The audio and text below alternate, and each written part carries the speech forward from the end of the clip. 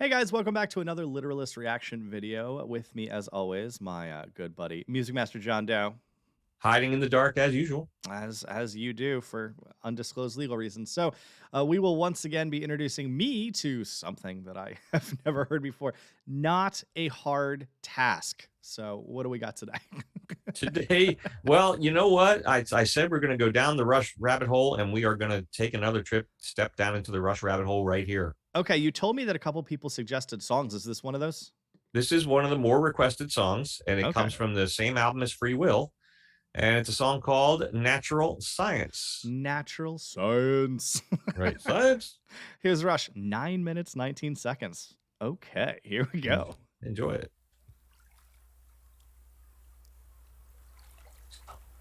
Okay, that's soft.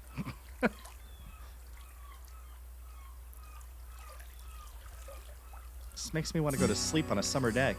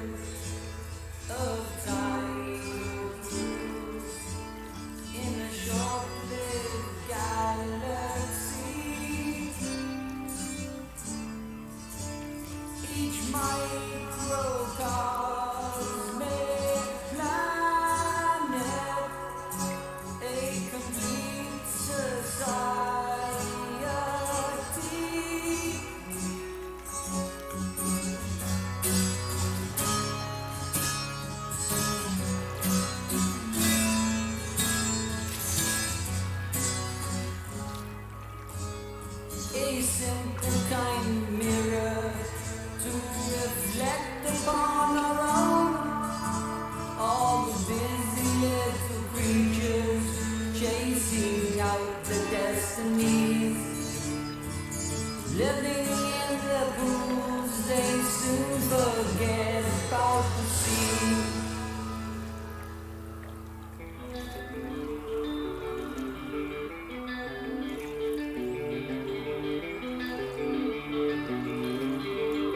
Here we go. Strap in. Whistling wheels in a spiral array, our patterns are grand and complex. Time after time we lose sight of the way our causes can't see their effects.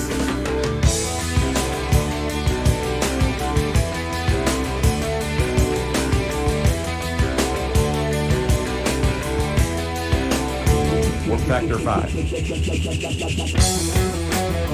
Well then.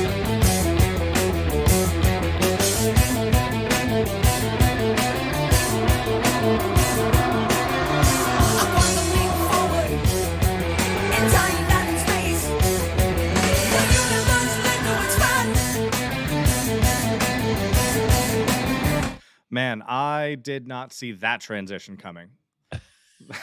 It was so peaceful. It was so calm and quiet. The imagery evoked is beautiful too. I mean, it starts with just this beautiful, lyrically, this picture of nature, and then it very quickly takes a turn where it's like, yeah, it's a beautiful reflection of us as the sea recedes, and we have all these beautiful little pools, and then all the animals forget the sea ever existed, and they become accustomed to their pools, and it's a solid reflection of us. And that imagery was well done. And then the hard musical turn from lulling you into that calm, and then suddenly it was the driving music as we turned to more human-centric lyrics was beautiful. So let's go. Well described.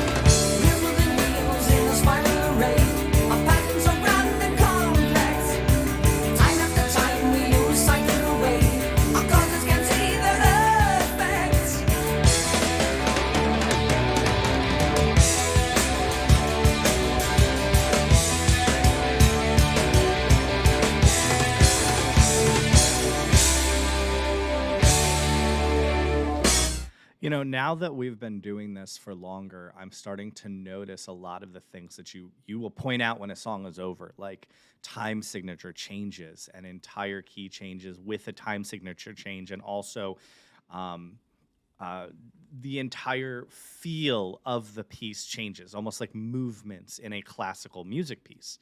And it's beautiful. Like so far, this is only the second Rush song you've introduced me to, and I know nothing about Rush outside of I think these two songs. It's Probably the third. It's the third. third. Yeah, Tom And Sawyer. Don't forget about old Tom. oh, that's right, good old Tom Sawyer.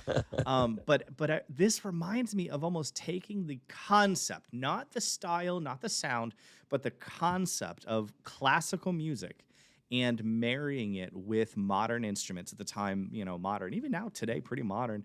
And the stylings of these musicians in themselves, but keeping that concept of long form music with many movements within a piece, all telling a different part of the story.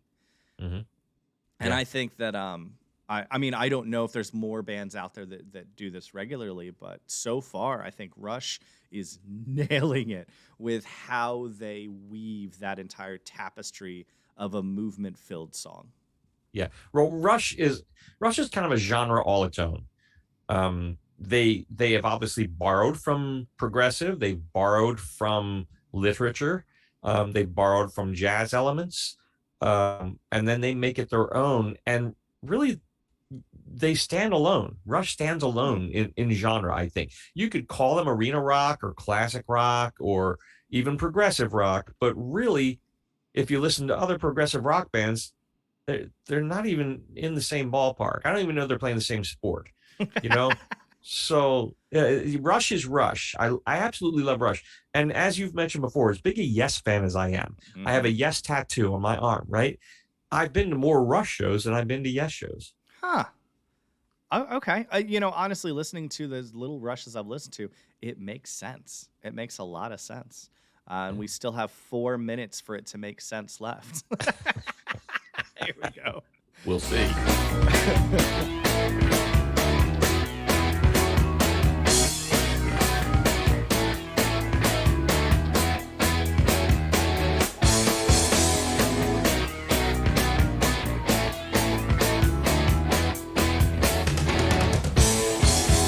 Science like nature must also be tamed. There's a view towards its preservation.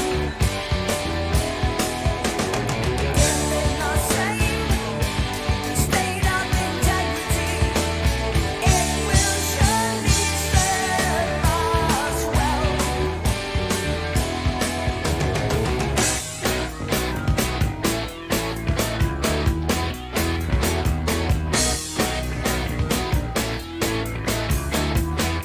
Art as expression, not as market campaigns, will still capture our imaginations.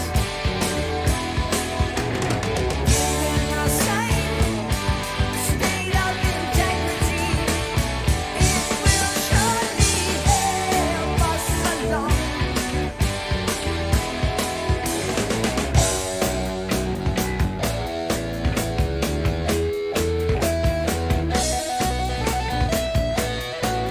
I know you read that next line already, and it's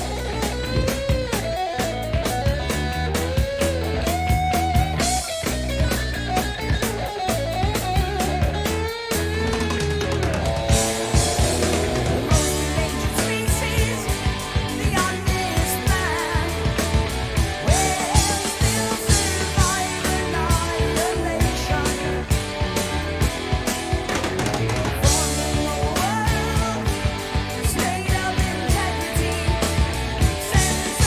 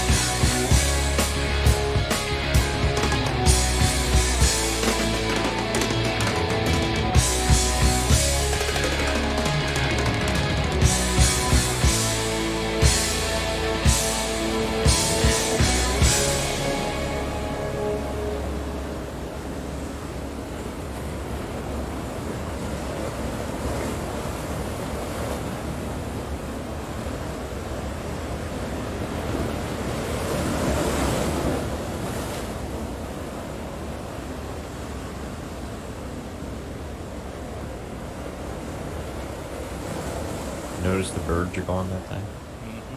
I was just thinking that. You know, I lived a couple miles from the beach for the past, I don't know, 12 years. Um, and I've spent a lot of time listening to the waves out on pontoon boats. And, you know, it has been interesting to watch the massive increase in the amount of flooding that we see in our coastal community all the time. I say our, unfortunately, I don't live there now, but get back there eventually. But to anyone that doesn't live on the coast, like, things are changing. Like, it's not a joke, and it must be nice to live in the mountains, but a lot of the world's population doesn't. So maybe we should do something about it.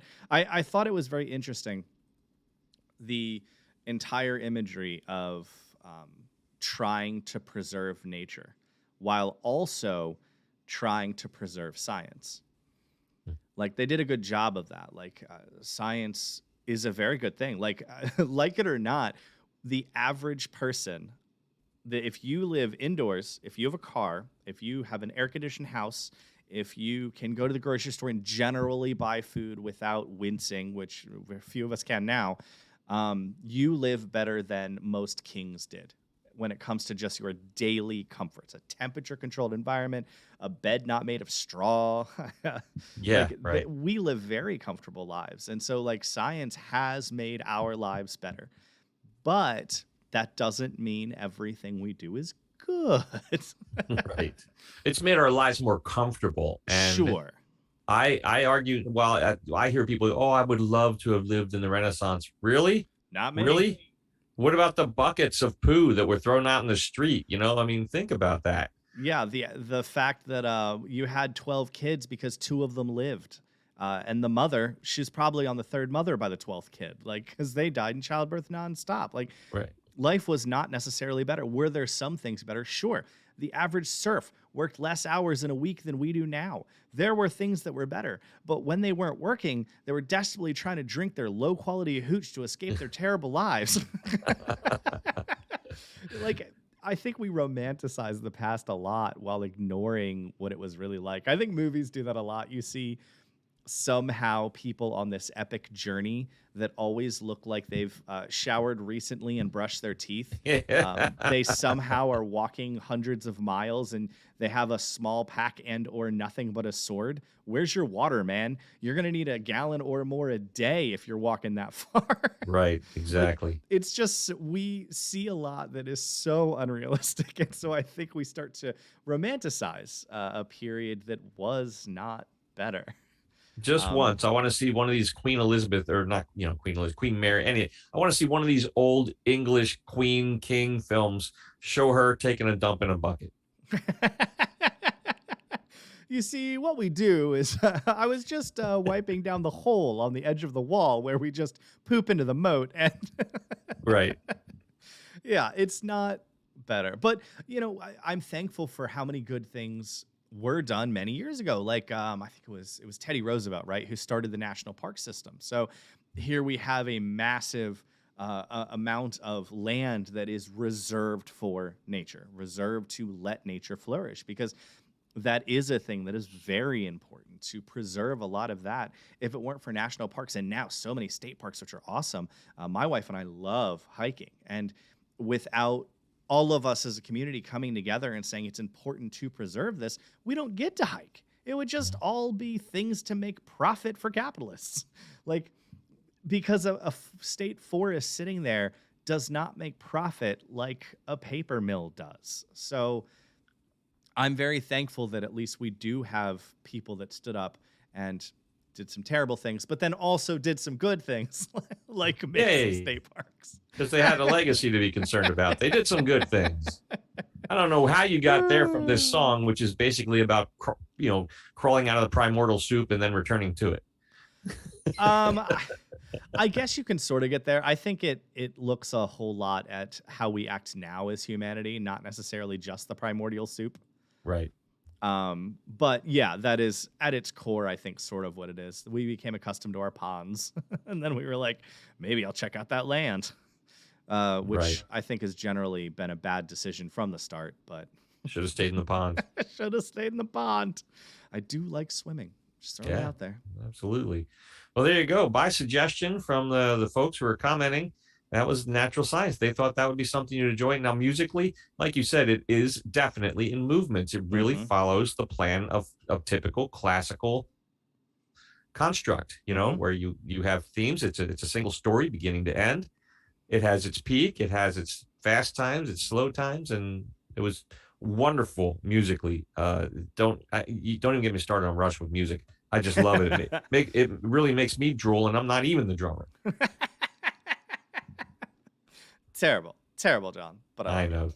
But if you have other suggestions for Dave to listen to some more Rush, obviously he takes these literal lyrics very, very seriously. He's how I roll. a lyricist type I'm a person. lyricologist. You're a lyricologist who loves cream chip beef and gravy.